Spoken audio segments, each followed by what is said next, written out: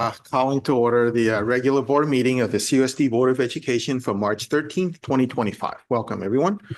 First item on the agenda is roll call. Trustee Zhao. Aye. Trustee Chow, absent. Trustee Leon. Here. Trustee Madhato. Yep. Trustee Liu. Here.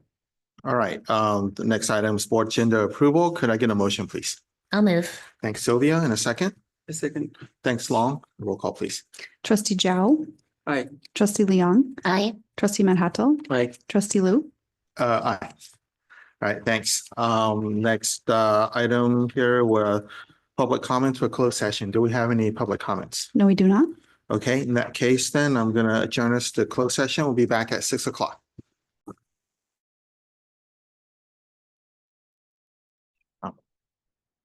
All right, we're reconvening back from closed session. There's nothing to report on items 3.1, 3.3, and 3.4. On item 3.2, the board voted 5-0 to reject the student claim 24-25-BS07. We haven't concluded closed session, so we'll be going back to closed session at the end of this open session. Thank you. Thank you all for waiting. Next item on the agenda is flag salute, and I understand we have someone from Garden Gate here to lead us in the flag salute. So welcome.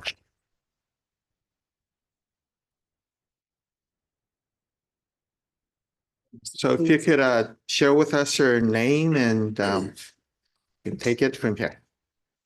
My name is Otis, and I'm in 4th grade, and I study in Garden Gate Elementary School, and my teacher is Miss Espinoza. All right. And I'm 10 years old. Well, thank you. Thank you for that introduction. So please take it away. So ready, salute. Please stand. Please stand up. Ready, salute. I pledge allegiance to the flag of the United States of America and to the republic for which it stands, one nation, under God, indivisible, with liberty and justice for all. Thank you, Otis. All right. Okay, moving on then to item 5.2, we have a school presentation from Garden Gate Elementary. So Principal Salas, I welcome you and your troops.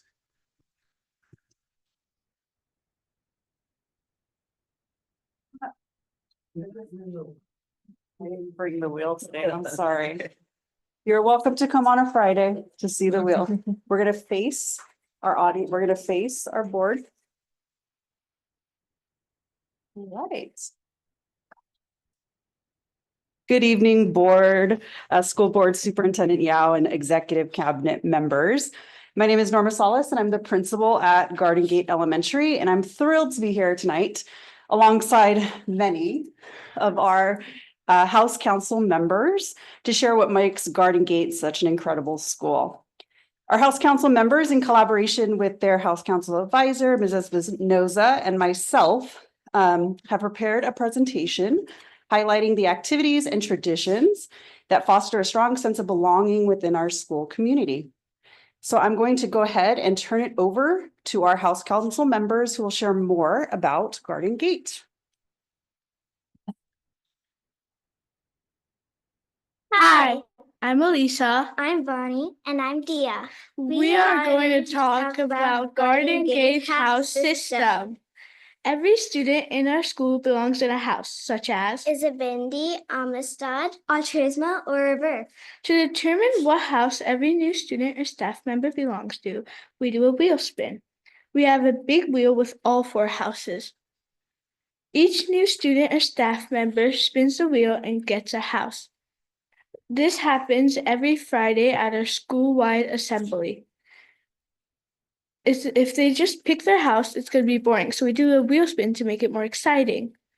After you get into your house, people in your house are really welcoming and kind. You all have to work together to earn points. We can earn points by following the Gator Essentials. Our wonderful Gator staff members can also award us points. This year, we started getting tickets for good behavior. Each ticket is worth 5 house points. We can even earn points if we wear our house color on Friday. Every Friday, our amazing principal, Miss Sauce, will announce which house is in first, second, third, or fourth place in the assembly for the house parties.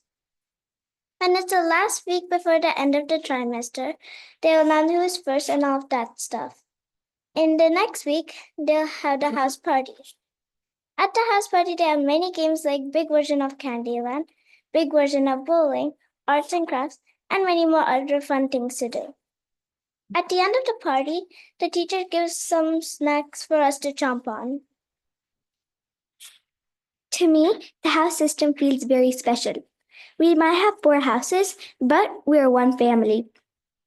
The 4 houses are River, they're the dreamers, Altruismo, they're the givers, Isabindi, they represent courage, and Amistad, who represent friendship.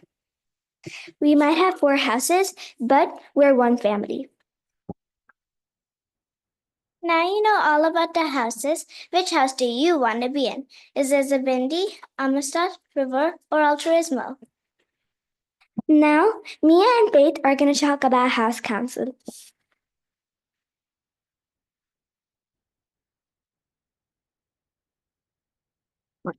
Hi, my name is Mia. And my name is Faith. We are here to talk about what we are, House Council. House Council is a group of 4th and 5th graders that work together to make Garden Gate a fun place and to excite kids to come to school the next morning. One thing that we help manage is school spirit days and events. We do this by making posters and hanging them around the school. School spirit days and events are important because they let people know that they belong at Garden Gate. Some other things we do to keep the school running are announcements, flag captain and their assistant, athletics coordinator and their assistant, office messengers AM and PM, and primary goal manager. We rotate jobs every week. The person in charge of announcements will deliver the morning announcements. People in charge of the flag will raise it up in the morning and take it down in the afternoon. The athletics coordinator pumps up balls with air on Monday and Wednesday, and they also take out the ball carts before recess and take them in after lunch. The primary goal manager will take out the goals for their primary grades before recess and take them back in after lunch. House Council members make sure that the school is running properly. We also help out with the assembly on Friday. What we do is sometimes we say announcements in front of the entire school. And when there are new kids coming to our school, they get a chance to spin the wheel into getting into one of the 4 houses, Altruismo, Amistad, Isabindi, or River. We do this to make sure all the new students feel like they belong here and are excited to go to Garden Gate the very next day. As you can see, House Council is very important to our school to make sure that our Garden Gate Gators are happy. And not only House Council members learn how to be responsible and lead others, but we also want to make sure our Gators feel like they have a part to play as well at Garden Gate Elementary School. We are glad that you got to hear how it's like to be a House Council member. Now we're going to turn it over to Jingyu and Emma, who are going to be about special events. Hi, my name is Emma and my name is Jingyu. We are going to talk about the AWESOME events at Garden Gate that make our school special. One example is Spirit Days. One Spirit Day we did was Crazy Hair Day. It was a huge opportunity to be creative and have fun.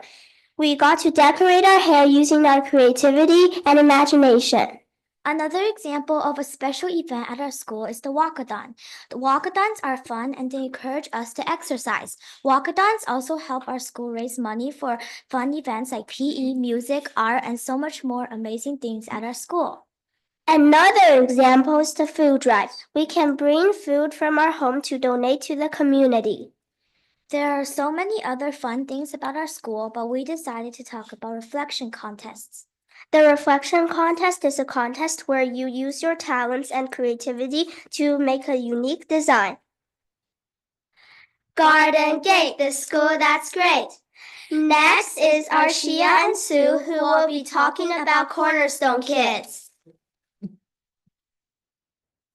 Hi, my name is Arshia Gupta and I'm part of Garden Gate's Fall House Council. And my name is Sue Alvis, and I'm part of Garden Gate Spring House Council. We are also Cornerstone kids and are the key to your satisfaction. Now, you may be wondering what we do. Well, we patrol the kindergarten and primary area to help solve fights, arguments, unfairness or unkindness, bullying, and help follow school rules so you are safe. And we will also help you have a good time for the rest of your years at Garden Gate, from second grade and below to third grade and above. Cornerstone Kids develop responsibility for fifth graders because you have to know when it's your turn to go during your lunch. And the Cornerstone kids also speak at school-wide assemblies, explaining what we do and how we can help. This develops public speaking skills, and we think you know how important those skills are. So if you bring your child here to the Great Garden Gate, your child can develop these skills if they stay here to be educated. By the way, there's a rotation for the Cornerstone kids from 4 teams, so the kids still have time to play. There is also a new improvement. Cornerstone kids are able to go to the kindergarten section during recess now. To remember us, we have a motto. Never fear, the Cornerstone kids are here. As you can see, the Cornerstone kids are a big part of our school. Now we're going to turn it over to Teja and Otis, who are going to talk about sports. Hi, I'm Teja. And I'm Otis. We are here to talk about Garden Gate sports. Last year, we started soccer. And then added basketball this year, coached by Miss Treadell, a fifth grade teacher. First is soccer, like when we had a winning streak of 5 games that made us feel happy and proud, thanks to our sports coach, Miss Treadell. Our friends were eager to see if we won or not. The main thing were the matches. They made us excited every Friday to play the match and try to win it. The eagerness was just too good. It's like you're on a roller coaster awaiting each turn. Matches are not the only good thing, even though it's exciting. It's also about the practice, since they help you win the match. Every other day there is a practice. In each practice, we practice the things we need to get better on. For example, if you missed a free kick, you would practice free kicks or a corner. That is what they say, practice makes perfect. Now let's talk about PE. In PE, we have units. We just started the volleyball unit. Each unit lasts for 4 weeks, with 2 PE sessions each week. 2 weeks which are used for tests like pacer tests, push-up tests, and curl-up tests. It is really fun to play with your group mates. Not only that, everyone supports each other so everyone feels a part of the family. This also helps every student be fit and healthy. That is why Garden Gate Sports is good and makes you feel a part of your school family. Now we're gonna turn it over to Ishan and Vian talking about class projects and fun activities.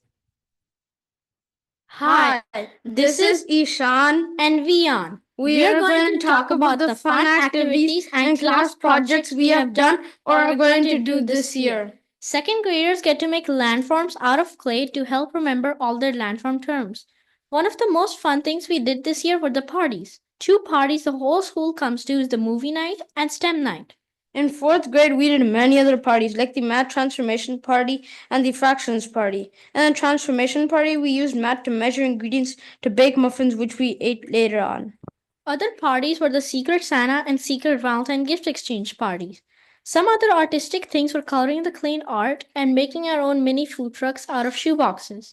A few contests were the yearbook cover contest and the reflections contest. We also do something fun called buddies, where older students pair up with a younger student to do some fun, cool projects. Another fun thing that we do here at Garden Gate are field trips. A few field trips that we do here at our school are going to San Juan Bautista, Sacramento, and Science Camp. At Sacramento field trip, we get a pan for gold. Every student feels like they belong here at Garden Gate because of the learning resources, teachers' hospitality, and all of these activities, and the friendliness of the students. I hope you learned a lot about Garden Gate and how it's an amazing school. Thank you. Thank you so much. On behalf of the board, thanks to all the Gators for the presentation. Have to come check out the wheel. I really appreciated learning about their house system and the council and the awesome events and Cornerstone Kids and the sports and the projects. It's incredible. And thank you, Principal Salas. So I'd like for us to take a picture to commemorate this event. So. Where's your house shirt? Oh. Kudos to Ava If here. you haven't have your house shirt, go Friday morning. All They'll right. place you in a house. Friday morning. Okay, thank you. All right, let's get a picture and we'll let Aaron. All right, the next item on the agenda, 5.3, is a recognition of the March 2025 Classified Employee of the Month. So, Mike, will you be leading this off? I will. Thank you. All right. Well, as you know, every month we celebrate with the Classified Employee of the Month. And this excellent person comes from Eisenhower Elementary School.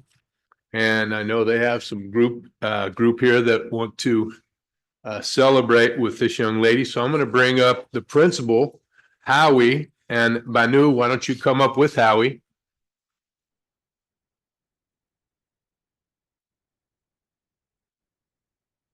All right.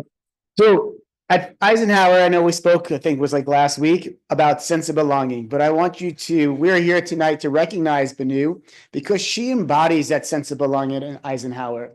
From the moment you walk in the door in the morning, she's smiling and welcoming. She goes above and beyond every day, not just with her job, but making those connections with the staff, the students. Some of the staff added, right? She's an incredible team member. She excels in her role and provides excellent support to the staff and our families alike.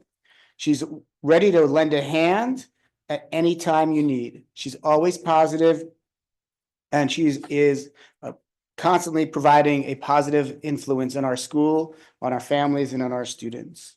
I am honored tonight to recognize you as Classified Employee of the Month, and I think the staff here will do the same.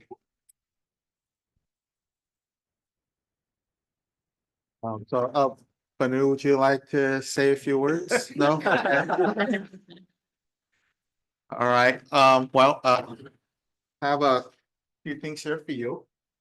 I see you have quite a fan club here, so excited you're doing a great job. You're very popular. It's a small group of appreciation of the district, this is a certificate. Also from the district, and then this is another severe recognition from State Assembly member Patrick Hands.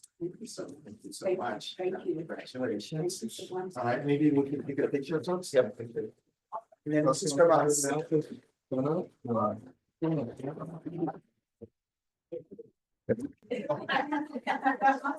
right, we'll go ahead and continue with the meeting.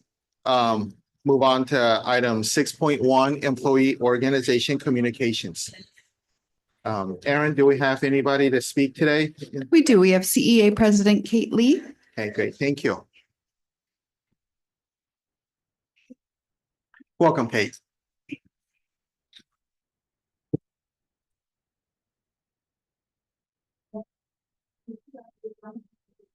Well, since it's daylight savings time now, it's not dark outside yet, so I'll say good afternoon instead of good evening.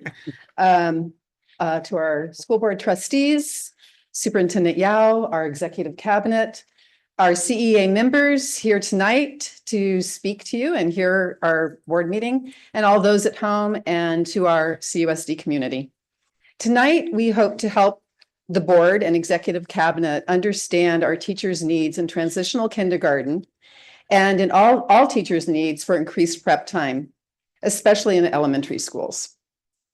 When we ask teachers to email the board and speak at our board meetings, it is to help the board and executive cabinet understand what our professional lives are like day in and day out in our classrooms. CUSD teachers are incredibly dedicated to their students. We go above and beyond to help them succeed, but it is becoming more and more of a cost to us, a burden to our mental and physical well-being and financially as well, given all the extra hours we need to put in to complete all the ever-expanding requirements of the district. And it's not just the district, it's the state. So these are things that need to be done. First, I'd like to start with the TK. I'd like to start by thanking Superintendent Stacy Yao and Deputy Superintendent Allison Lanier for their being fully committed and far ahead of almost any other Santa Clara County district in implementing TK in our district. They started many years ago with this. We also thank TK Director Michelle Herridge for the work she has put into trying to improve our facilities, curriculum, and staffing for TK. All of them, along with our TK teachers, have had to deal with many ed code, a lot of ed code minutia, many code regulations that need to be met. And that has been changing and is still not fully completed by the state. As a teacher and CEA president, I am proud of our district's early implementation and commitment to starting TK classes many years ago, far sooner than other districts in our area. I remember this well since I was at Regnart teaching, and Regnart was one of the first sites that had TK.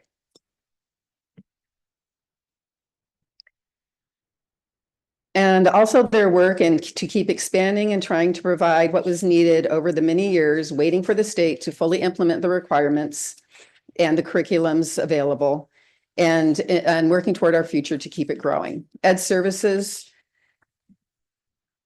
sent out an email today to all TK teachers that provides details on the district's plan to uphold and support our TK teachers and program and students next year. Is it a coincidence that this went out today, the day we were bringing our concerns to the school board? That's not the important issue. I will call it a happy coincidence, since much of what we was finally revealed to our teachers was information and supports that we have been concerned about and asking for quite some time. Let me share some of the important compliance concerns that the board should be aware of that the district still needs to address regarding state ed code. Much of this was addressed in a very positive way in the email that was sent out to TK teachers today, and that reassured us of their ongoing commitment to remedy anything that is not in place now. In terms of toileting, these requirements, the requirements are 1 to 20.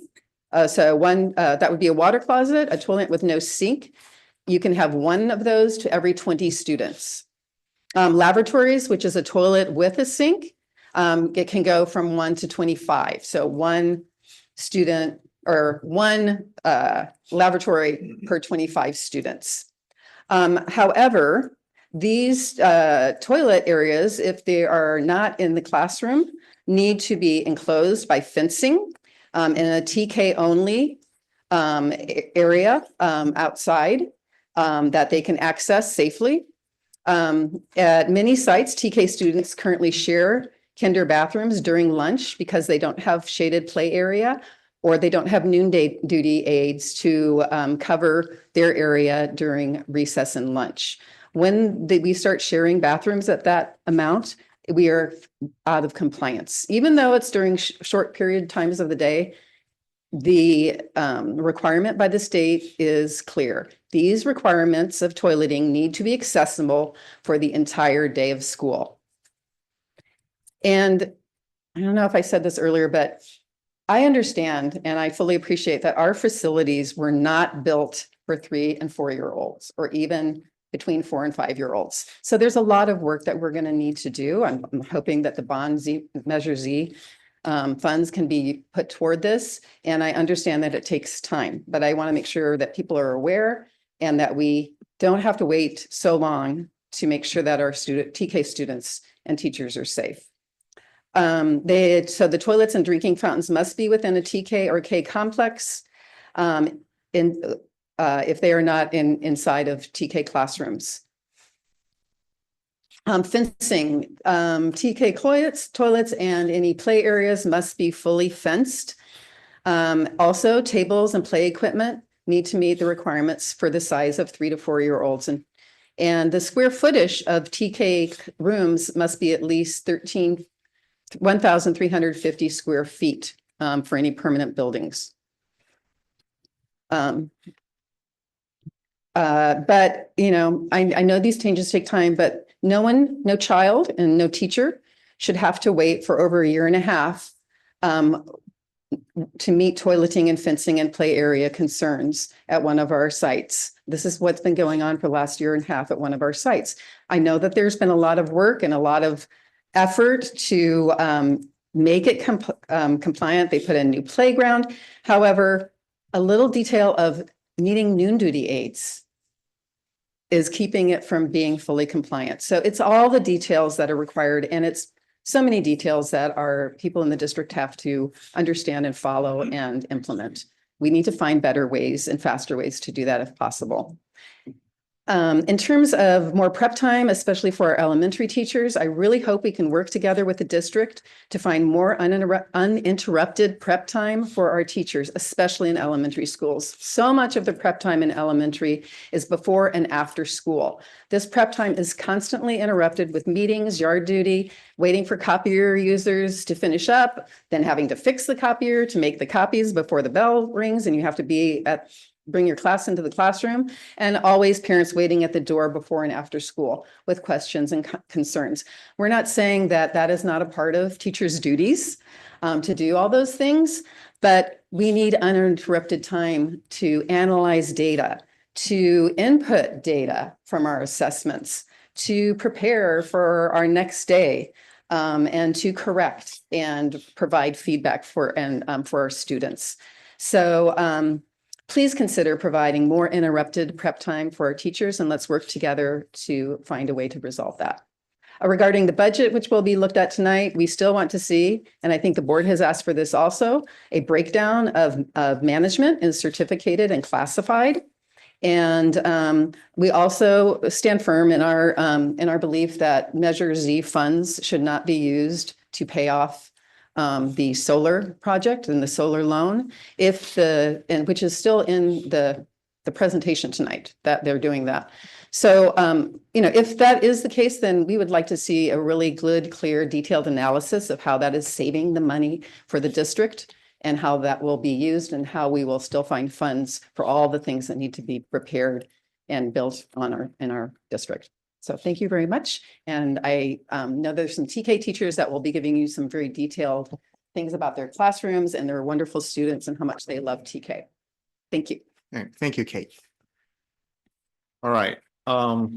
Let's see, item 7, public comments. So this is a portion of the meeting for the public to make comments for items that are not on the agenda tonight. So if you'd like to comment, please, if you'd like to comment on items on the agenda, we'll take those when they come up later in the meeting. So if you'd like to speak, please fill out a comment card. With that, I guess just one other thing, the board provisions of Brown Act prohibit the board from acting or commenting on items not on the agenda. So we're not going to respond directly to speakers or address comments at this meeting. Okay, with that then, Erin, how many speakers do we have tonight? We have 4. 4, excellent. Okay, so 3 minutes then. That's good. All right, let's welcome our speakers. First speaker is Haley Juarez.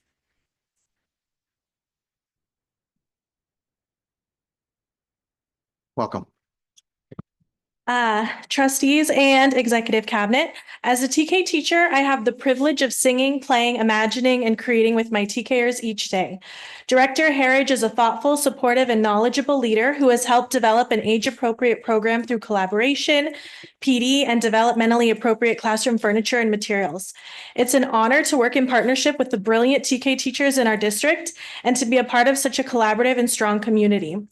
At Montclair, we are so grateful to finally get a designated TK space with in-class bathrooms and an age-appropriate playground next year. I am truly in awe of the update sent today, and I'm thrilled to know the district is prioritizing TK's needs and listening to teachers' concerns. I'm speaking today because our expanding TK program needs additional noon duty supervision and TK teachers involved in decision-making. The hiring freeze on noon duties this year leaves 1 noon duty to supervise 2 TK and 2 K classes, over 90 students. This week, a second noon duty was pulled from the 1st through 5th grade lunch recess, so now they have 3 noon duties supervising 350 students. Parent volunteers are implored to fill the gaps. TK is the unicorn of elementary school. As TK teachers, we're required to have additional training from prior experience or early childhood units to meet the needs of our early learners. Assessments, PD, facilities, and programs used by our K-5 colleagues often do not work for us. With the final rollout next year, we want to continue to strengthen our team and better support new TK teachers. There's vast knowledge and experience on our team that's not being utilized.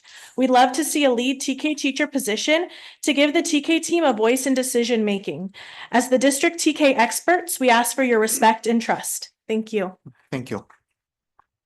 The next speaker is Lisa Valera. Lisa, if you're joining virtually, please raise your hand. Go ahead, Lisa.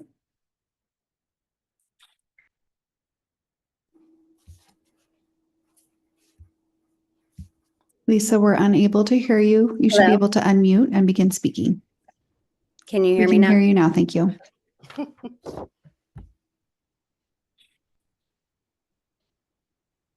Go ahead, Lisa.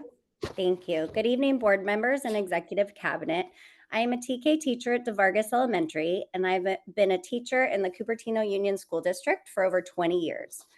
Our district has done a wonderful job supporting our littlest learners by implementing a developmentally appropriate play-based TK program.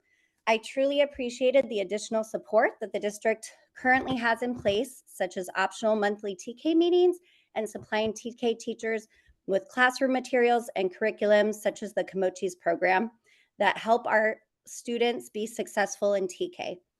As we move into the 2025-2026 school year, our students will be entering TK even younger, some as young as 3 years old.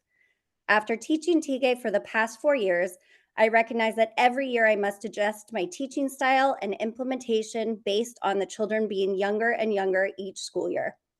My concerns for the next school year include providing a slower start to TK and toileting. For many students, this will be their first experience in school. I have noticed, especially as our TK students have gotten younger, that they do not have the stamina needed to attend elementary school for a full day. In the past few years after lunch, children have become anxious and worried, constantly asking when it is time to go home. I have also had many children fall asleep after lunch because a lot of these children still take afternoon naps. I appreciate the district listening to our students' ever-increasing needs and agreeing to start the school year with 2 minimum days. However, our students deserve better. If other surrounding districts such as Sunnyvale, Union, Cambrian, Willow Glen, and San Jose are offering a transitional start for the first few weeks of school, why can't we? I feel it would be extremely beneficial for our students to have a gradual school schedule for more than the first 2 days of school. Another concern I have is toileting. Given that our incoming students will be as young as 3 years old, some may not have mastered toileting procedures. The district needs to have a plan in writing for how to handle children who need assistance when using the bathroom. Teachers and IAs are not allowed to assist students. Currently, if a child has an accident, we are taking them to the nurse's office to change their clothes. This should not be our only solution. Children enrolling in TK need to be fully potty trained before attending school. I hope this encourages the board and the district to take additional action to ensure that our TK program is fully supported. Thank you so much for your time and your consideration. Thank you, Lisa. The next speaker is Jocelyn Sue.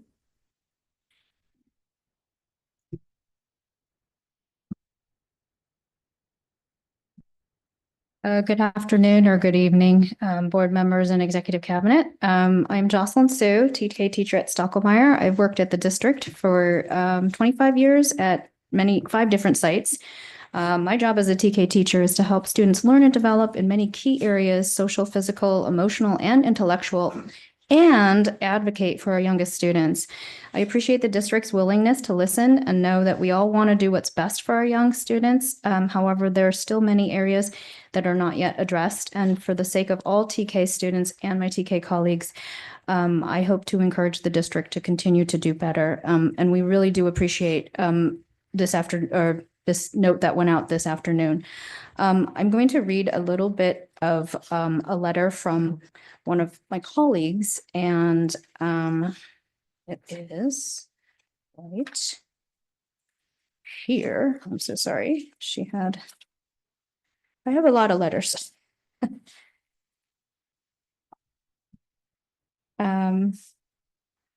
my goodness. I cannot find it.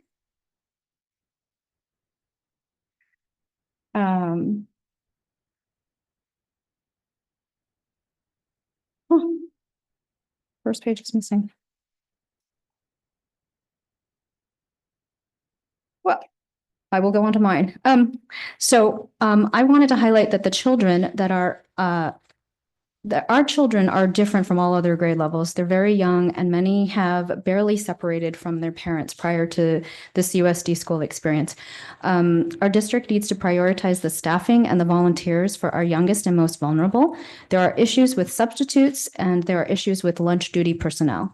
Often we are sent substitutes that have little or no experience with young children, and this includes substitutes for aides as well. Noon duty personnel must work on social problem issues all the time, and they must be able to handle a lot of needy students. But sometimes this can be overwhelming to them, and they react by yelling. This in turn causes trauma to our children. Especially when it's on a daily basis, and children go hiding and they cry from being yelled at because they're so scared, which is actually what has happened at multiple sites. Students are afraid to have substitutes sometimes, and they're also afraid to go out to lunch. School and lunch should be a joyful experience, and all students deserve to be with adults who are caring and kind and can be firm and able to handle young children. Experience with young children is a necessity for TK, but if it's not available, then CUSD must train these substitutes so they can be more effective and firm but warm with young children. This should be built into the onboarding process. Another area of concern is the transitions from special eds, YCC, and LEAP programs. They're often clunky, and TK teachers are not always included in who will be arriving to our rooms and that may have special needs and need support. We need better systems to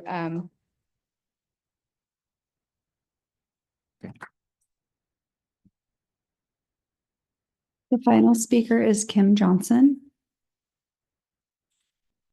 Kim, if you're joining virtually, please raise your hand. Go ahead, Kim. Hi, can you hear me? Hello, can you hear me? Yes. Okay. My name is Kim Johnson. Yes, and we I can. We're have- having a little bit of tech. Oh,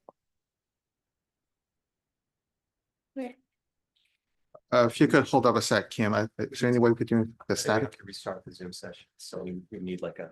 Oh. Yeah. Let's see if we can move. Sure. Kim, could you just say a few more words? Hopefully it'll go away by itself, the static problem. Sure. Otherwise, we may have to restart Zoom. okay. Hello, can you hear me clearly? What do you guys? No? We can hear you clearly is probably what will be the recommendation here? Should just Do we need to completely log off Zoom Yeah. and restart all of us? Yeah, 5 minutes. 5 minutes?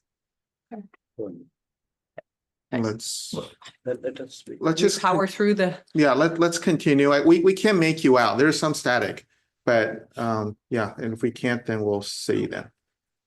Okay, please go ahead, Kim. Okay, 1 second. I'm sorry.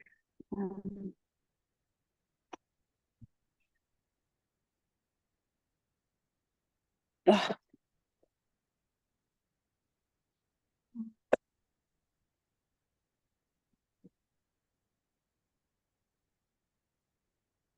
Hello, can you hear me? Sorry, I'm trying to. No, I'm having technical difficulties. I don't think this is going to work. Let's go ahead and take a 5-minute recess then, and let's reboot the Zoom room, and hopefully that'll go away.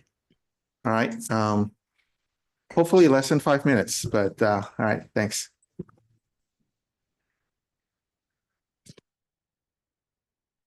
We're going to go ahead and resume the meeting. And so, Kim, if you're there, if you could let us know, and we'll kind of bring you back here. Thank you for waiting, Kim. And there you are. Okay. Okay, Kim, you should be able to unmute. Okay, can you hear me? Okay. Much better, Kim. Please go ahead. Thank you. Thanks for waiting. Hello, board members and executive cabinet. My name is Kim Johnson, and I have taught at Collins Elementary School for the past 17 years. I appreciate the email sent out today.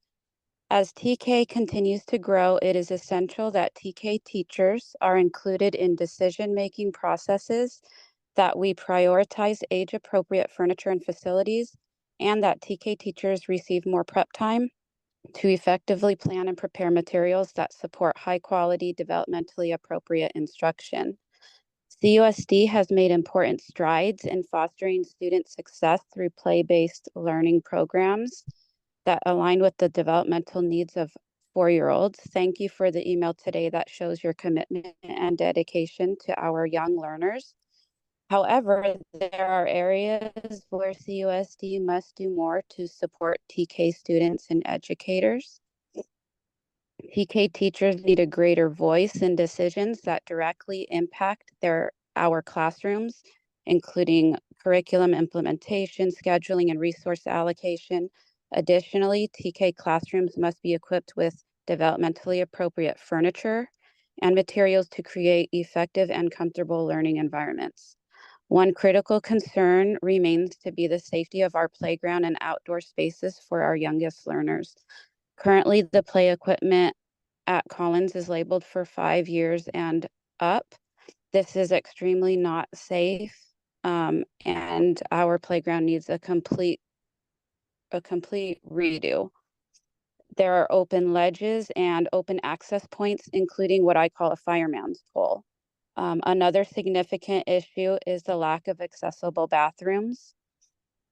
With TK now serving children as young as 3 years, 11 months, many are still new to being potty trained, and they cannot wait when they need to go. I propose at least 2 toilets to accommodate students' needs per classroom.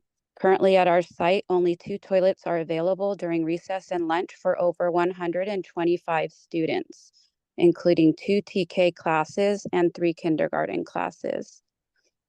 Additionally, a gradual transition at the beginning of the school year is necessary. 2 days transition is a great start, but it is not enough. Many TK students are experiencing school for the first time.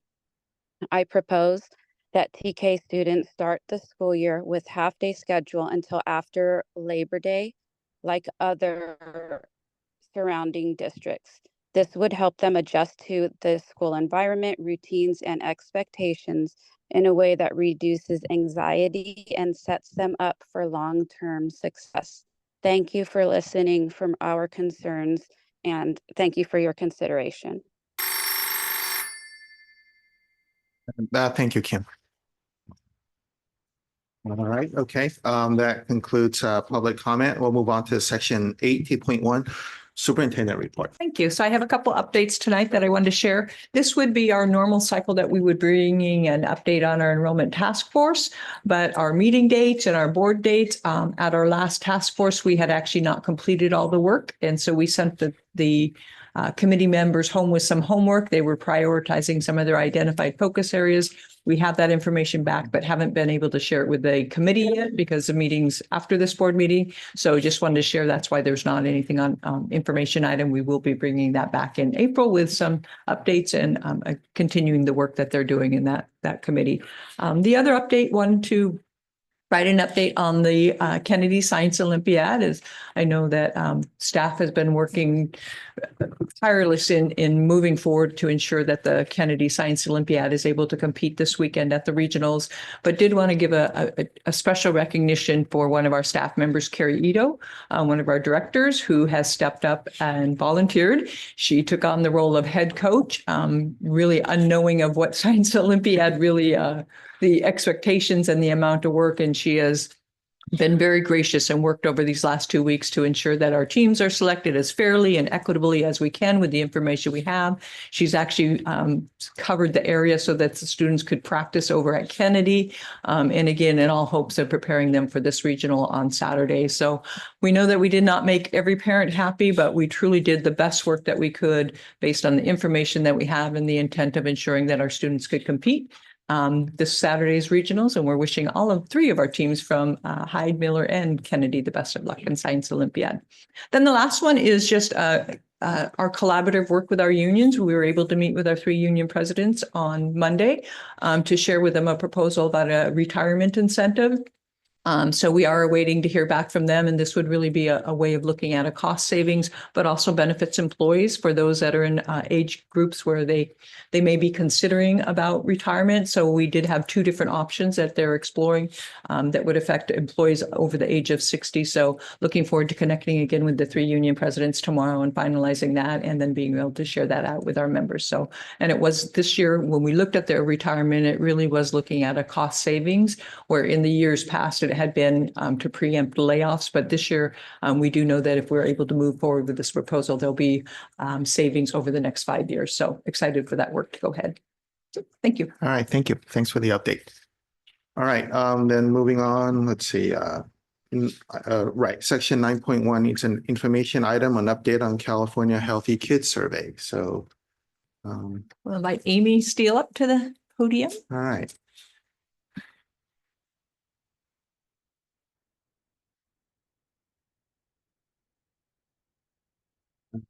Welcome, Amy. Hi. Hi. Good evening, everyone. It's good to be here this evening and to share an update on our data from our recent administration of the California Healthy Kids Survey, which we also refer to as the checks. It's a little bit easier. So throughout the rest of the presentation, I'm going to refer to it as the check survey.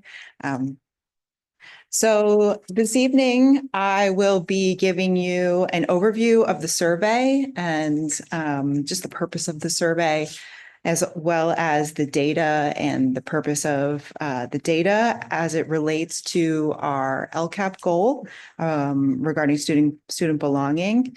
We'll highlight some of the other sort of notable findings from this year's administration. Some of the contributing factors that we think have been working towards the data that I'll share, and then also some of our sort of next steps, and then take questions. So the California Healthy Kids Survey, the checks, it's a collaboration between the California Department of Education and West Ed, develop a survey and refine it over time. It is the recommended survey in California for students in public education in grades 5, 7, 9, and 11. It is an anonymous, confidential student survey and collects data for the state as well as local LEAs on the state of youth health, risks and behaviors, school connectedness, school climate, protective factors, school violence. Last year, we administered the core survey, secondary survey to students in 6th through 8th grade. And this year we administered this core survey to students in 5th and in 7th grade. In the past few years, we've also used another survey, the Panorama survey, for our SEL data. But as we're sort of more moving towards opportunities to measure our core competencies and portrait of a learner. This year, we focused just on the check survey as our data point for student belonging around that LCAP goal. Another notable point about the check survey is that parental opt-out of the survey is required. For our younger students in 5th grade, that is an active consent. So parents, similar to like a field trip, parents have to actively say, yes, I want my student to take the survey, or no, I do not. And in 7th grade, it's a passive consent. So we inform parents about the survey, give them the opportunity to see the survey questions, and then if they don't want their student to participate, they inform the school principal. So we, as I mentioned, we administered the core module to both our 5th and 7th grade students. In 5th grade, we also administered a supplemental survey that's aligned with our tobacco use prevention education grant that's required for us.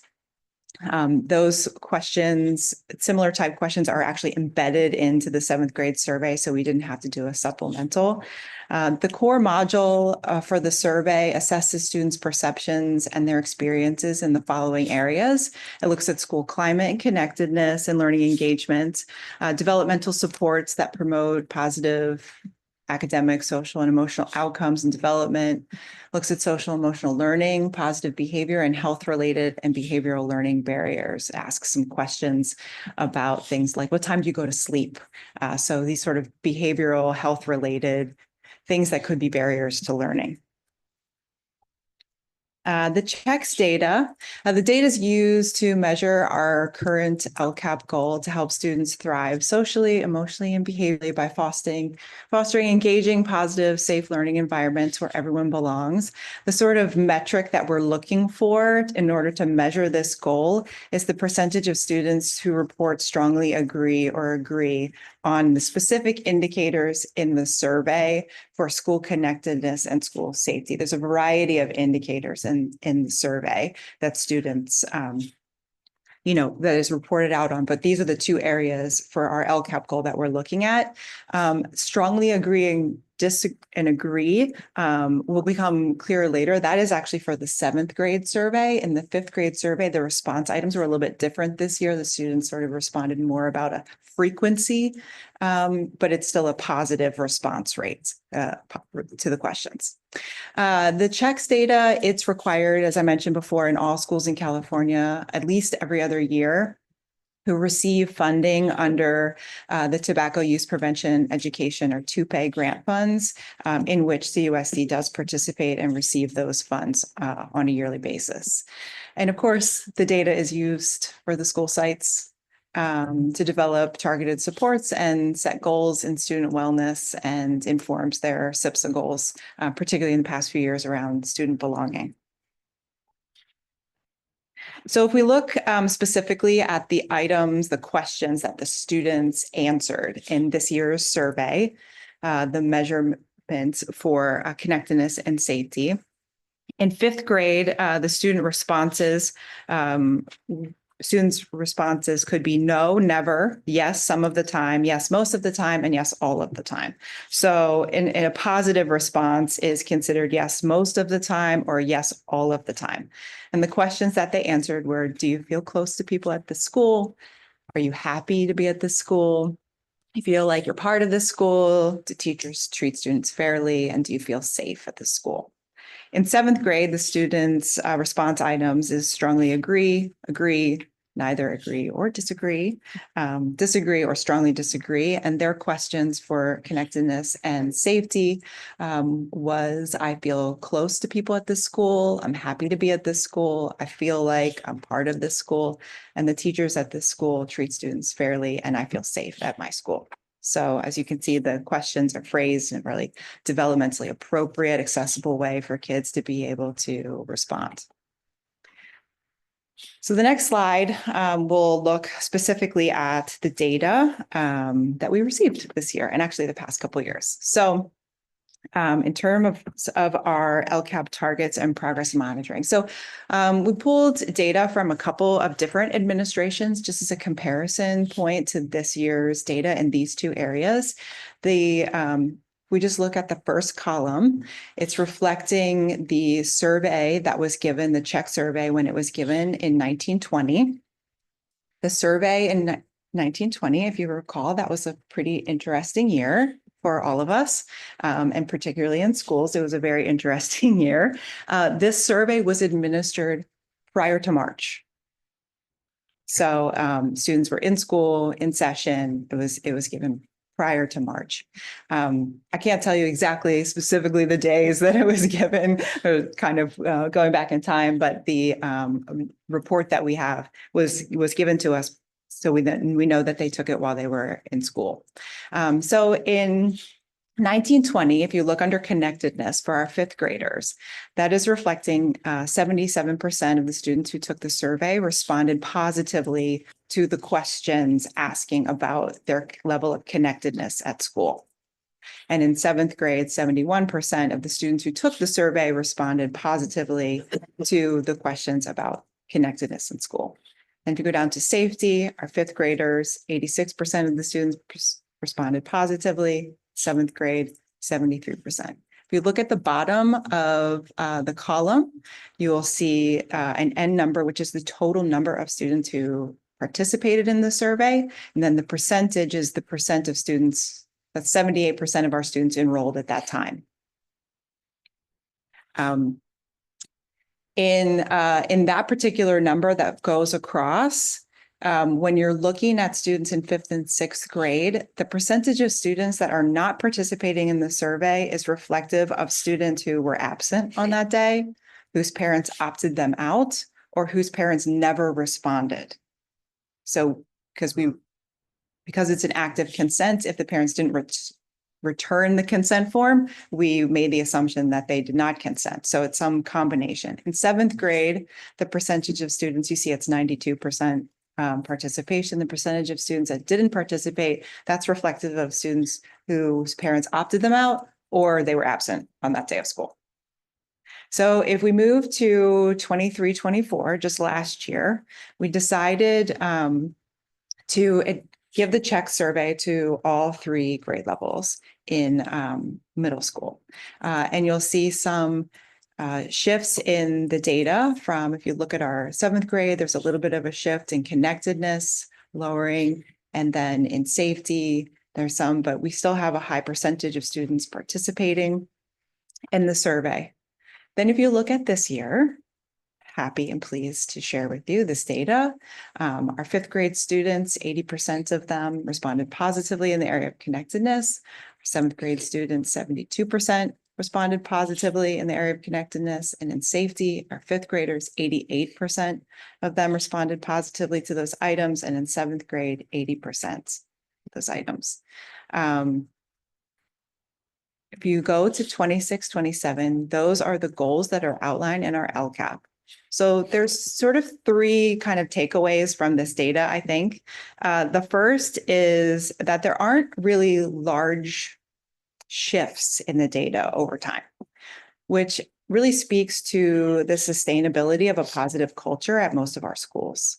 That we have schools who have been invested in building positive cultures over time, and the students are reflecting. All of these items are in the majority of the students responding positively.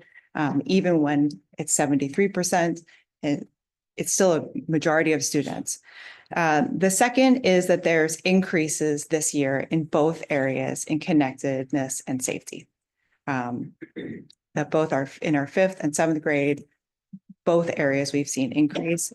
And most significantly, our goal for 26-27, our 7th graders are already met or exceeded our sort of hope for the percentage of students to respond positively to our LCAP goal. So overall, while we would absolutely prefer that we had 100% in all of these categories, the majority of our students are telling us in this data that they feel safe and they feel connected to their schools. So some other notable areas for consideration, just to pull out and highlight for you this evening. As I mentioned, there are a number of key indicators on the check survey, and perceived school safety received the highest positive response in both 5th and 7th grade among all of the indicators. Then moving on to sort of areas for monitoring for us, I think, or just for us to keep in mind as we're sort of thinking about our system and where we're going. There's a key indicator called meaningful participation. And on that key indicator, less than half of our 5th and 7th grade students reported positive responses. This key indicator asks questions that explore students' agency and decision-making in school activities, things like giving ideas or being asked what you want to learn about, or I have the opportunity at school to do things that make a difference. Fortunately, we know through our work with Portrait of a Learner that this particular key indicator aligns very well with our key competencies. And so it's something for us to watch as we sort of continue our implementation and the pathway to implementing a Portrait of a Learner in our classrooms, that this is a key indicator that we will want to pay attention to and monitor ongoing. And the last one is the percentage of students who responded to an area of the survey that asks questions about chronic sadness. And 10% of our surveyed 5th graders reported feeling this sort of idea of frequent sadness, and 16% of our surveyed 7th graders report feelings of chronic sadness. And even while the percentage might seem low compared to other things. Of course, we're concerned about our students' social and emotional wellness and their mental health. And so as we continue to sort of bolster our mental health program and provide preventative activities as well as responsive supports on our campuses, we're watching that particular data point. Some of the contributing factors that we have put in place, we think are contributing to the success of our data in safety and student belonging. Of course, our site principals are working with their communities and have been using the previous Panorama survey and the CHECS survey, particularly in the middle school, developing specific actions aimed at improving school climate. This year and last year, we've been working really hard to bolster our positive behavior interventions and supports, training and programs. All of our schools have PBIS teams that have been participating in training over the course of this year, which is, just PBIS does so much for school culture and identity and student recognition and reinforcement. And so that program is really contributing to our CHECS data. We've also stabilized our mental health and student support staffing, which has provided the opportunity for us to increase tier 1 and 2 interventions, things like school-wide activities and support practices. And of course, we have comprehensive safety and screening practices. You just approved the school safety plans, and we know that our students are actively engaged in that process. Our drills, we teach and reteach all of those practices, and they're comprehensive across the school sites. And we have provided the sites SEL curriculum. This year, our middle school assistant principals participated in a restorative practices training for educators. Many of our classrooms have calming corner locations for students to try to regulate their emotions when they're in the classrooms, so they can re-engage with learning. And of course, as you heard multiple times tonight already, we've had this immense focus on sense of belonging over the past few years. So our actions, sort of where do we go from here? The first is that our schools receive their own CHECS data report specific to their students that participated in the survey that they can utilize with their communities to understand the specific areas of strength and growth, so they can update their SIPSA goals, and also so they can just look at their school programming and work together as a community on how they can continue to bolster belonging and connectedness. And of course, our Ed Services Department continues to plan and work with the site teams, hosting the PBIS trainings and working towards multi-tiered systems of support for our students. And we have to move forward in thinking about next year and determine the grade levels for administration and think about how we can use the CHECS data to analyze and monitor progress on our POL competencies. We use it to measure our SEL, but sort of how can it inform our work in that area as well. So that's what I have. All right. Questions? Okay, well, thank you, Amy. See, this is an information item, so let's start with questions. Who would like to go first? Volunteers. I see a volunteer over there. Thank you, Ava. Okay, on slide 7.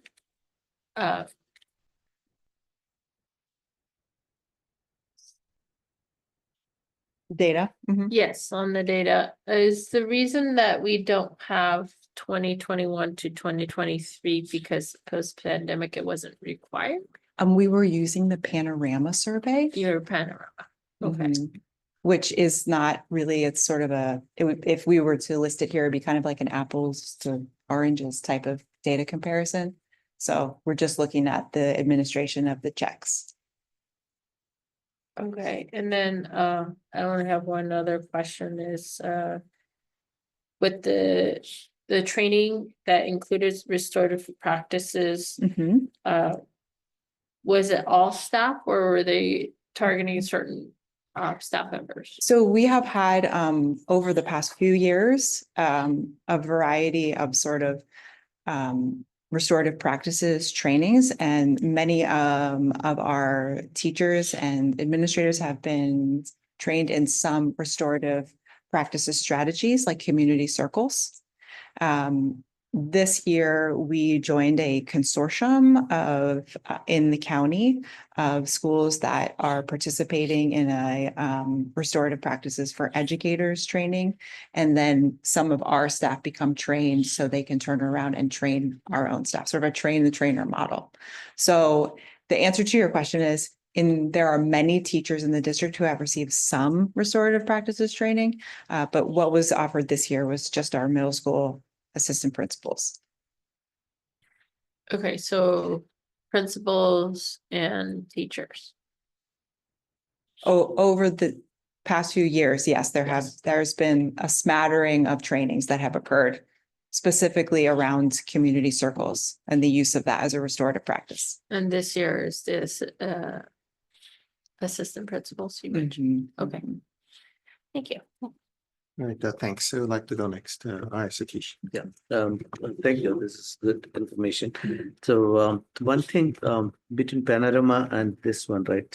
Checks like what's the main difference in terms of questions? Because I remember seeing not great response or not a good percentage of positiveness in Panorama when we were looking few years back, especially the safety part of it and things like that, or how they feel, at least one adult carrying us or something like that. And some questions were very specific and not very positive, like, the safety aspects of it, if you take it.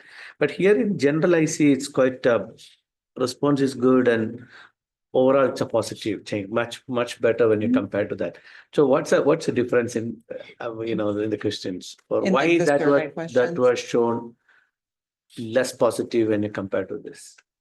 Oh, well, that's a big question. I mean, I can tell you that the Czech survey, I think that we feel like the questions are more accessible for the students and also the response items. So in the middle school, the response items on the Panorama was more of like a some of the time, most of the time, and now it's an agree, disagree. Okay.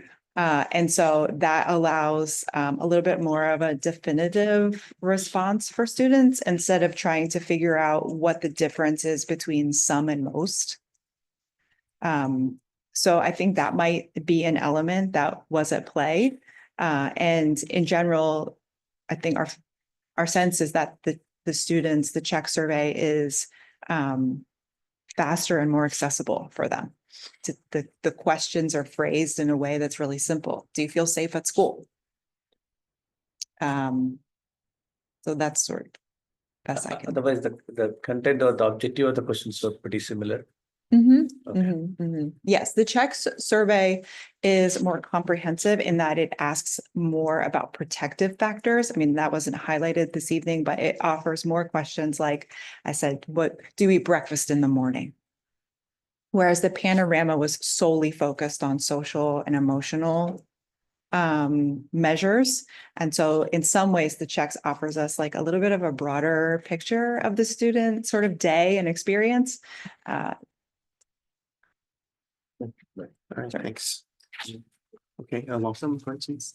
Okay, so do you have a free input option for the students, or do they just like an open response? Yeah, open response. Not in the Czech survey, because remember this survey it is used for state data as well. Okay. So it is a standardized measure that's developed with WestEd, so research organization. So there is no open response opportunity on this survey. Okay, I see. So yeah, I see. Say for some of the years we have a fifth grade and seventh, and some of the years have. Yeah. So why is they have a different? Yeah, so it is recommended by the state in fifth and seventh, and then 9th and 11th grade. So, typically you see just 5th and 7th grade. Last year, we did all 3 grades in middle school. We were in a phase of sort of looking at the Panorama data and wanting to have a comprehensive look at how students would respond to both of those surveys and look at the sixth grade. The middle school principals really like to have all three grade levels, but it is not necessarily the recommendation of the state. It's just fifth and seventh. So that's why we went with that this year. And then we'll decide what we want to do next year. So yeah, and since we do not do it every year, and we do it every year, or so We are required to do it every other year because of the grant funding that we receive. But we can do it every other year. And we can do it every year, and we can do it. It isn't offered any younger than fifth grade. So it starts at fifth. So it's the state recommends fifth and seventh, but a local district can make a decision to offer it more often. Okay, I see. So yeah, if we do it every other year and it's fifth and seventh, then that means 2 years later, fifth will become seventh. Well, yeah, actually serving the same cohort. Yeah. Amy, can I jump go in? ahead. That has been true the every other year. And then recently it just changed that we do need to do it every year now. So we won't have that problem. Thank you. Thanks, Long. So just piggybacking on the question about the fifth versus sixth, seventh, eighth. So for the goals for 26, 27, do you have fifth grade goals as well, or just for the middle school goals? We can reset as part of the LCAP process. So I'll address that in the next round when we bring LCAP back. We can respond to the current data and reset the metrics each year. Got it. It's great to see all of the data here. It's really good to see the trending upward as well. So it's very encouraging. I was curious about some of the like, so for like the 10% of fifth graders who report frequent sadness, the 16% with chronic sadness, is there any kind of individual follow-up, or it's completely anonymous? It's an anonymous survey. Yeah, it doesn't allow for that sort of individualized. It's to allow us to sort of look at the system as a whole. Right. But yeah, it doesn't, there's no way to track responses to a particular student. Got it. Yeah. And then, so for like the meaningful participation key indicator, if it's less than half right now. Yep. Can you help me understand, like, what would even be an example of a plan to help create more meaningful participation? Portrait of a learner. Got it. Yeah. So opportunities for, those questions they're just directly aligned to the competencies. Okay. I have the opportunity to make a meaningful difference. I get to make decisions about what I get to learn about. It's really very connected to the work that we're already doing. Awesome. Thank you. All right, thanks. I think my colleague picked up all of my process questions. I had some questions that Sylvia just asked.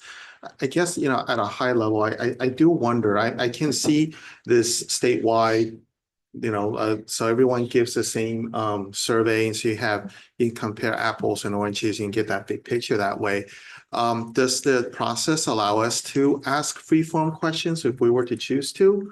Or does it, I don't know how it's given. Is there like some website we send the kids to and therefore you can't change it? Or is it so what's the mechanism? I'm just kind of curious, the feasibility of asking free-form questions on top of this. Yeah, the checks doesn't allow you to. It does allow you to customize some items, but they would still use like a Likert scale as a response. Okay, so way of responding. But I mean, that doesn't preclude us from using other strategies to gather student input. Okay. In a more open forum. Sure. Yeah. All right. And I think the other thing I'm just sort of wondering about is how well these things, the dimensions that checks measures align with what we want to look at for portrait. But it sounds like that's already in your thinking and all that. So, okay. All right. Well, thanks. Let's see, if any other questions from folks? It's an information item, so we're really just receiving the update. Erin, do we have any public comments on this item? No, we do not. Okay, so we're gonna move on then. If, Ava, did you have I something? just have a quick comment. I think these slides are very clear. Maybe I'm getting old, but I like seeing how the fonts are readable from a lot further distance. Thank you. Yes, all right. Oh, I'll second that. That's Okay. good. Thank you. Amy. Thanks. That's presentation. Thank you, Amy. All right. Is there a voting for that? No. Just, okay, let's see, next item is a discussion action. This is the selection of candidates for CSBA Delegate Assembly Region 20. I think we didn't have a full board last time, so now we have a full board to, I didn't know if staff had anything, otherwise I would imagine it's a discussion among us, but Now just representing it that we can select up to 4. There are 4 openings. okay. And I'll turn it over to you. All right, thank you. In that case, I'll open the floor to just for discussion. I think, so what we started was we had a brief discussion and then we sort of started to do a straw vote. But I'd love to hear any thoughts you have, and maybe a good process would be we just share our thoughts and share candidates that we like and see where we land. So give an opportunity to speak here, Sylvia, since So yeah. I did watch the Oh, that's right. Yeah. watch the discussion afterwards. So I'm in agreement with number 4 and number 7. I think were the ones that everybody seemed to agree on. Okay. And I'm in agreement with that as well. Okay. I think number 5, Jorge is currently serving on a couple committees in CSBA. So I think the continuity there would be good. Okay. I'm making a table here, but I gotta keep speaking, please. Go ahead.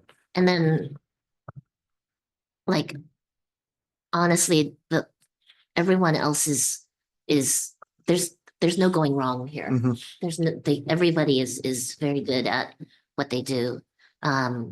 George is also somebody who has served. I don't know if he's currently serving on any committee right now, but he's definitely been very active in serving in different CSBA committees. And so I know that at least. But you know, Vaughn's been around for a long time, and it's always great to have her representation. Teresa's also an incumbent. So that's kind of where I'm at. Okay, so if you're to, so we can select up to 4. So would your vote be 4, 5, and 7, or what did you have? It sounded like you liked a number of folks. I wasn't sure. And you don't have to vote now if you want to think about it, but I'd probably just, I guess 4, 5, 7. 4, 5, 7 for you. Okay, all right. And of course, it's a straw vote. It can always change. Does anybody like to go next to share their thoughts? And I apologize. I know you all did, but I kind of don't remember who said what from last time, and I didn't watch the recording. So if anybody like to reiterate, okay, thanks, I'm Atish. okay to go. Okay. Of course, 4 and 7, I'm okay for that because last time I said that. And I think when I go for it, because it's been there and it's a specific group of people and things like that Van represents. And actually, I've gone through that resume and I think so. Van seems to be. So I'll go for 3 people, 4, 7, and 3. Okay, 4, 7, and 3. Yeah, and if I had to pick one more later, I'll do that. Okay. Right now. All right, great. So we have 4, 7, and 3. Who'd like to go next? Long? Okay. Okay, yeah, let me see. I think that's 4, 7, 3. I think I am good at that. Okay. So, thank you. 3. So same as Satish then, 3, 4, 7. Okay. All right. And then Ava, would you like to share your thoughts? Yeah. I've changed a slight thing of my suggestion from before. And so what I did, because we're representing a whole county, I listed out all the school districts by their regional areas. And then I listed out, like I said, all of them are very experienced and they're pretty active in our county. So, and that was listed by what type of district they're in, whether they're in a unified district or a high school district, elementary district. There are 6 unified districts, 17 high school districts, and about 16 elementary school districts. So if you look at those numbers, it's like, it's almost like if I'm just looking at it for pure racial standpoint, I do have a clarifying question for you, Sophia, was, some of the candidates that are currently serving, if they've moved positions and their term is not up, does that mean they're still part of the CSBA, but they've moved to like a different district, from district to county? Or are they still representative, even though their term is not up?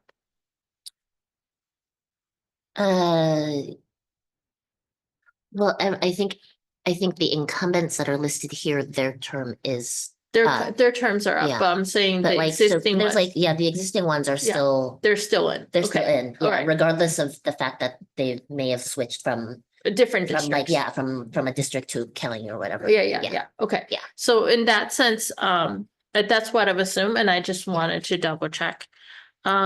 In looking at that, the choices that I have listed has representative of each of the area sevens, and as close as can be based on what's available to those ratios. So currently right now, we have two that's terms are not up and unified. One that's in a high school district and one that is in elementary. And I agree with 4 with Naomi, because she would be the second high school district representing the high school, and it would be like an area between areas 1 and 2, the county areas 1 and 2. And then 7, I agree with because that area also represents an elementary. And that would be the second elementary. If you look at all the candidates and what's existing, there isn't a lot of elementary districts being represented. My next suggestion would be number 6, George Sanchez, because he represents elementary and he represents like the county area 6. And then my last one would be number 2, because there are 6 unified and 7 high schools, so high school just has like a bit more. And if it's between the high school, why not between 2 and 3? There's already a representative from District 3 that's currently on it, so it'd be someone from a different high school district. And that's why I chose those numbers. So my numbers are 2, 4, 6, and 7. Okay, thank you. Yeah. Thank you for that breakdown and I have it. analysis. So you have the little piece of paper. Mine's gonna be far less so. I'm really just looking at people I know and people I shouldn't say like just people I know. And so I feel like folks I can, call up and get a free CSBA t-shirt or something. Not that I've ever done that. And so it would be for me, Vaughn, Naomi, George, and Bashali. So that would be 3, 4, 6, and 7. I recognize we have a lot of, these are all great candidates. These are just folks I'm personally familiar with. You mean George or? George, 3, 4, 6, and 7. Yeah. Okay. Yeah. And with that, then it looks like 4 and 7, we have unanimous support for. And then what I see is number 3 has 3 votes. Number 6 has 2 votes. And number 2 has 1 vote. Given that, does anybody, and it's a straw vote, and I guess it's feel like a jury foreman here. Anybody want to make any sort of, I guess at this point, Vaughn has a majority support with 3. Then George has 2 and Elizabeth has 1. Does anybody, folks that have voted once of only 3 times, do you want to add a 4th vote? So if I put down Jorge as 1 too. Oh, I'm sorry. Oh, and Jorge has 1. I'm sorry. Yeah. So we have the folks are 2, 4, 5, 6, and 7. No, No. 2, 3. Okay, everybody but one, I think it looks like 2, 3, 4. 4 5, and 6. 7, can we take it out? Yes, 4 and 7, let's take out. Yeah. And I'm so glad you guys are maintaining your own charts. Yeah. So let's talk about, yeah. Sure, let's second round of discussion. Yeah, 3 also, 3, no, let's like 3, how many you have now? 3 has, Vaughn 3. has, 3. 3 has 3, then, and law, right? and George has 2. Okay. 6 has 2, right? Yeah, hold on. So Sylvia, you're adding a vote to Sure, I can, Vaughn? I'm fine with one. Okay, We can also, we don't have to vote for. that's true. That's true. If we're only unanimous on 2 of them, Yeah, that's true. we We could could do just that. do 2 of them. No, but I think, can I ask you a question again? Oh, yeah, of course, yeah. So if you are ready to vote for van, we have 4 out of 5.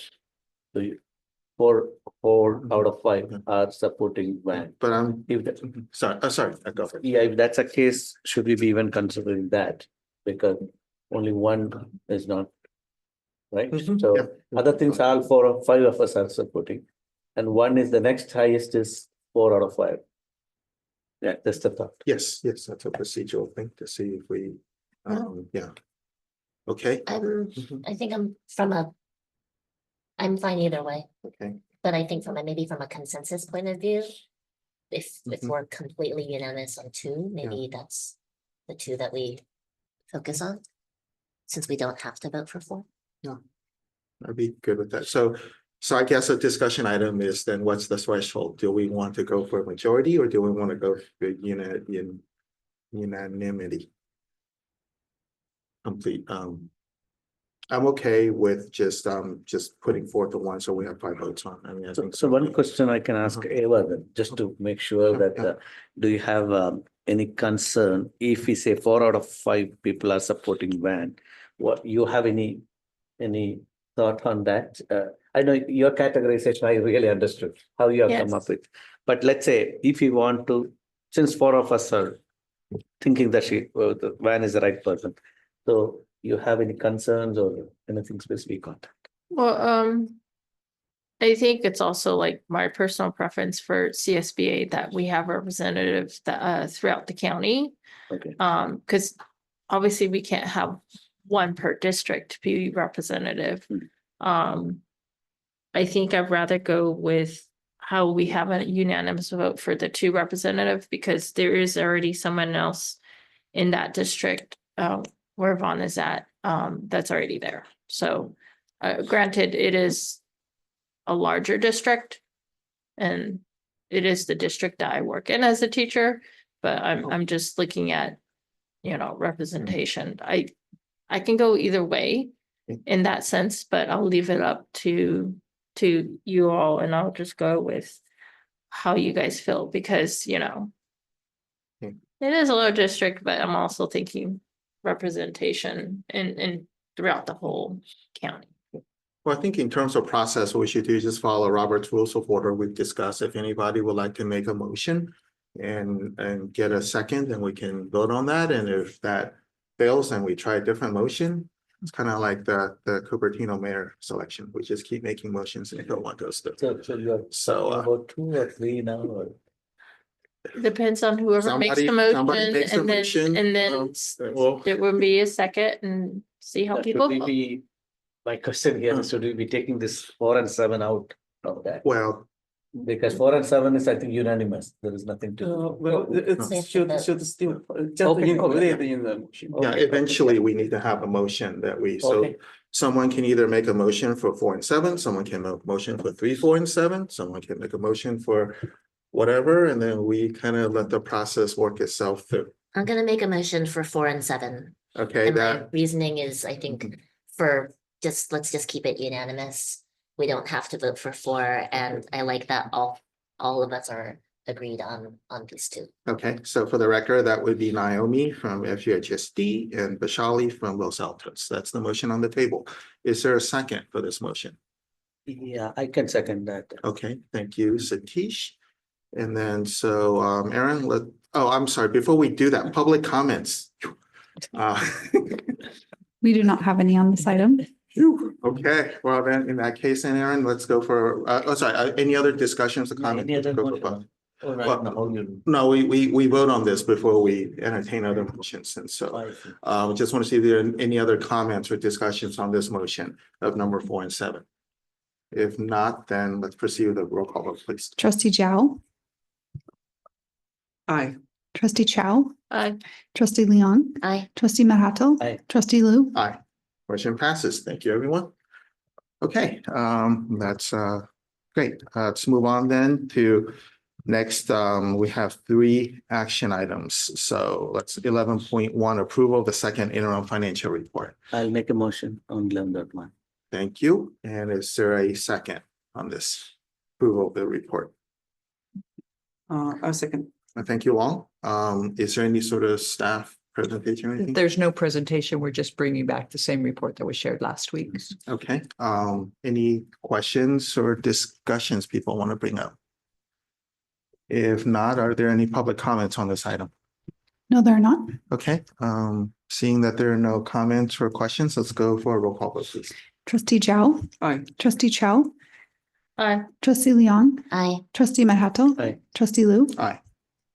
Okay, moving on, item 11.2, adoption of the resolution 24-25-14. This is for the issuance and sales of the Measure Z general obligation bond. Could I get a motion, please? I can move. Thank you, Sylvia. And a second? I'll second. Thank you, Ava. Any questions or nothing? Okay, I assume, yeah. No presentation. No Just presentation. continue. Great, thank you. Any questions or comments on this one? Public comments? No, we do not. All right, let's go for a roll call vote. Trustee Zhao, Aye. Trustee Chow, Aye. Trustee Leon, Aye. Trustee Madhato, Aye. Trustee Lu. Aye. All right, and then moving on, 11.3, this is the 25-26 transportation plan that we reviewed the last meeting. Could I get a motion, please? I move. Thanks, Long. And a second? I'll second it. Thanks, Satish. Questions or comments from anyone? No public comments? No, we do not. Okay, roll call vote, please. Trustee Zhao, Aye. Trustee Chow, Aye. Trustee Leon, Aye. Trustee Madhato, Aye. Trustee Lu. Aye. Okay, thank you. Let's moving on then. Consent, we have 7 consent items this meeting. Could I get a motion, please? I'll move. Thanks, Sylvia. And then could I get a second? I'll second. Okay, thanks. Let's see, we don't take public comments on consent, right? No. Okay, all right, then roll call vote, please. Trustee Zhao, Aye. Trustee Chow, Aye. Trustee Leon, Aye. Trustee Madhato, Aye. Trustee Lu. Aye. Okay, number 13.1, board activity and committee reports.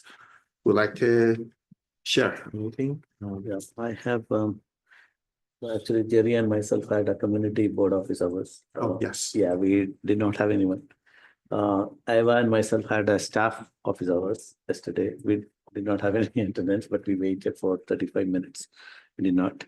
I think Jerry and me had a meeting with the union presidents as well. Anything else? I know this was a busy week, actually. Yeah, many. Okay, thanks. Anybody else like to share? This week was CSBA's Legislative Action Week, and so I was on, I think, like 5 or 6 or 7 calls this week with different legislators. We were talking about budget priorities. We're asking the governor, we're asking legislators not to support the governor's maneuver for holding back 1.6 billion. We're asking legislators to fully fund the COLA. We're asking legislators to keep in mind LEA solvency, especially with some of the old bills that are coming up. And then we're asking them to support 3 different bills. One is on workforce educator housing, basically letting districts, creating an easier transition for districts to look at pre-development funds. We're asking them to support a bill that will extend the zero emission bus mandate by 10 years so that it doesn't immediately impact us as much. And then the last bill we're asking them to support is extending the 30-day emergency substitute certificate to 60 days. And so far it's been pretty positive. Most of the legislators seem like they're on board with that. So I think it'll be good. I think those will all be really good for all of us school districts. Thank you. I could add on. Thank you, Satish, for talking about our staff office hours. We had CSBA had a Santa Clara County legislative brunch that happens once a year. Satish attended, and so did Sylvia. We had leaders in education that talked at the state level, from our senators to the chair, Al Muratachi, of our Assembly Education Committee specifically, which relates to us. We also had it was great seeing our Board of Supervisors being there. So it was, I think it was the most diverse, in where we got to learn about how education is impacted by our locally and state officials. So that was, I think I was totally paying attention the whole time. So yes, it was really good. All right, thanks. Let's see, I think mine have been reported. I just want to mention I was also on the CSBA Legislative Action Week call with Sylvia. It's the first time I think I've seen Sylvia in her role as a CSBA director. Did a fabulous job. So the way it works is people sign up, some subset of the folks show up, and then Sylvia's got 15 minutes to kind of quarterback the, you handle this, you handle that. She kind of, some people were feeling a little anxious. She I could tell she was kind of, just being really good at easing people into it. And then just the coordination of the whole thing, really well done. So I just want to give her kudos. And I'm surprised she memorized all 7 budget and legislative priorities that CSBA has. She just rattled them off. And I know a lot of it. I only know like 2. So we also, Satish and I also had a meeting with the CEF, Karen, and I think one of the board members, Sanjay, talked about the March 29th. They were bringing back the 5K run, or I forget what the distance is. It's longer than I can do. So it's our first time we're holding this since 2019. And one of the things Karen mentioned in the meeting, she really wanted to thank the support from the district office at the site level, the teachers, in helping to promote this. So she really appreciated that. They mentioned that I think now at this time we have over 1,000 signups, which is pretty comparable to what we had back in 2019 with a much larger enrollment. So definitely getting a lot of support for this. And we talked about one of the things they had this year they supported were teachers grants for supporting the Portrait of a Learner work and others. And they talked about how well that's been received, and that's something they want to continue. They're planning for continuing and possibly expanding in the fall. So that was really great news. But she just really emphasized for quite a while about the support that she's been getting from the district in this event. And so we really wanted to thank everybody involved in that. Can I add on? Please. CEF has been also supporting our parent groups in terms of like the technicality of providing the financial background of how they're processing the fees and donations. Yeah, definitely agree. CEF has been doing great stuff. I am looking forward to seeing Sylvia in action in terms of that, because I wanted to go and I signed up, but with teaching, I missed those windows. Things came up, and so yeah, looking forward to that. Thank you. Yeah, that reminds me. Karen had also mentioned our former colleague Phyllis Vogel is signed up to volunteer with CEF, and one of her first projects is going to be about this payment project. So we'll be seeing Phyllis. I hope to see you all. Is it March 29th? March 29th, yes. Because I'm going to go. Yes, definitely. Okay. All right. And with that then, agenda setting item 14. Does anybody have any suggestions for future agenda items?